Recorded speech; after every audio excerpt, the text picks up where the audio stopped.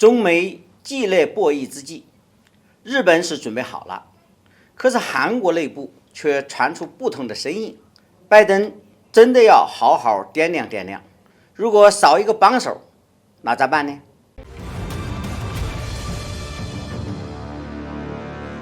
各位网友，大家好，欢迎来到评股，我是易评股。我们今天要聊的话题是中美激烈博弈之际，日本计划出狠招，韩内部却有不同的声音。眼下亚太局势正随着美国的不断挑衅愈发的紧张起来，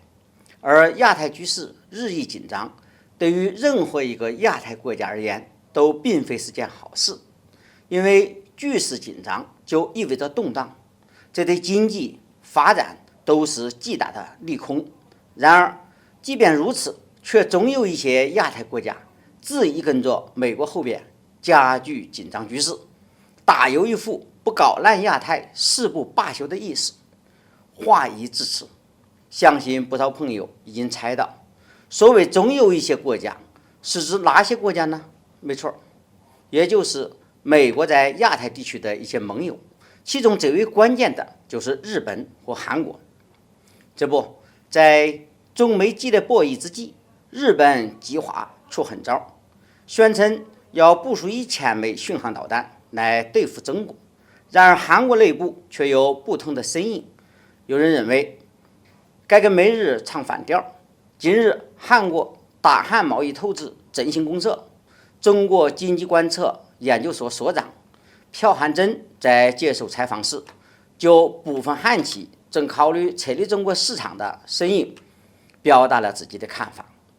朴汉珍认为，现在并不是离开中国的时候，而是韩国企业进入中国市场的最好时机。可以说，一切才刚刚开始。众所周知，自尹锡悦上台之后，韩国政府亲美态势愈发明显，大有彻底倒向美国的意思。不管是韩国外长此前叫嚣要推进沙特部署，还是美韩两军联合在亚太周边地区搞了几次军演，甚至加入美国为对付我们而特意打造的芯片释放联盟，可以说种种迹象皆已表明，韩国大概率已经在中美之间做出了选择，也就是要与美国一道同中国针锋相对。毫无疑问，一旦韩国彻底倒向了美国，这就意味着拜登极力想要撮合的美日韩铁三角关系就有了实现的可能。在中美博弈的关键时刻，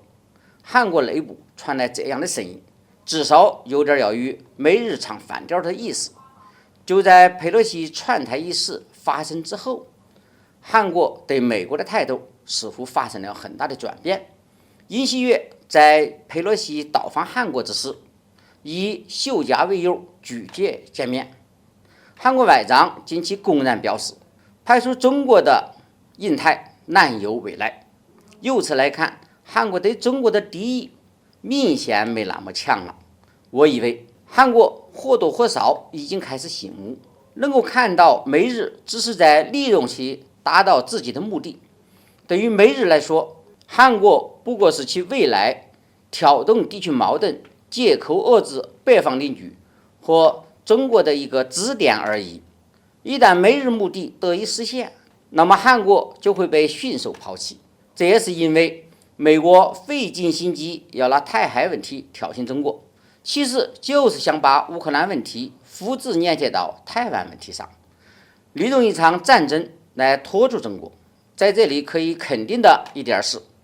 一旦台海爆发大规模战争，美国必定不会亲自下场，肯定要把日本和韩国这两个重视盟友推向前线。然而韩国与日本不同，日本被推向前线，它是心甘情愿的，毕竟这是有利于其实现军事野心的机会。可是韩国呢，恐怕到最后只会遍体鳞伤，成为第二个乌克兰了。因此韩国动摇了。不管是尹锡悦拒绝会见佩洛西，还是韩国外长放话印太的未来离不开中国，到现在朴汉珍建议韩企应该大举进入中国，这其实就是韩国释放出来的信号。可以说，继佩洛西窜台之后，美国军方还放狠话，要派遣军舰和军机前来台海搅局，大有一副要动手的意思。正当美国想要出手之际，虽然日本是准备好了叫嚣要用1000枚导弹对付中国，但是韩国却摆出一副唱反调的架势，要加大与中国合作。对此，拜登真的得好好掂量掂量。要是少了一个帮手，又该怎么跟中国斗呢？好，今天的话题就聊到这里，我们下期再见。